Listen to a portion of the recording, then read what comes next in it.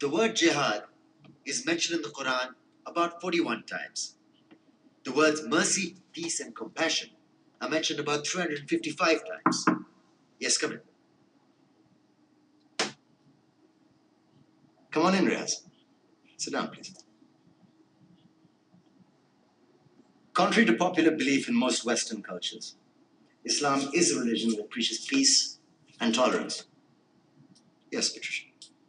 If Islam truly is a religion that preaches peace, then how come the world's most troubled spots, the West Bank, Afghanistan, Pakistan, Iraq, they're all plagued with Islamic terrorism? Well, that depends on your definition of terrorism. Some might argue that the U.S. invasions of countries like Iraq and Afghanistan are also acts of terrorism. Those were acts of war to get rid of despotic regimes. Or a means of getting at a country's oil. Conspiracy theories. Well, May I? Yes, please. Go ahead, Riaz. Mr. Khan is right. I mean, if we're talking about terrorists, the world's biggest terrorists are the white superpowers. Come on now. No, really, stop and think about it. Explain 9/11.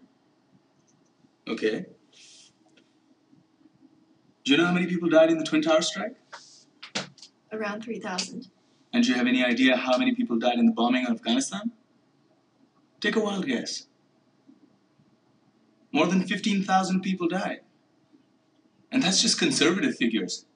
About 50,000 tons of explosives were dropped on innocent civilians.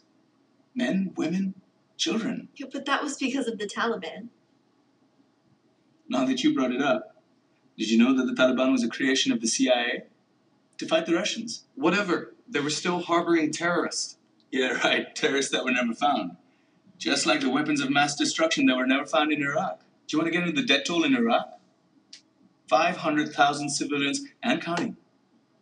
And what do Britain and America say when they don't find these weapons? It's simple.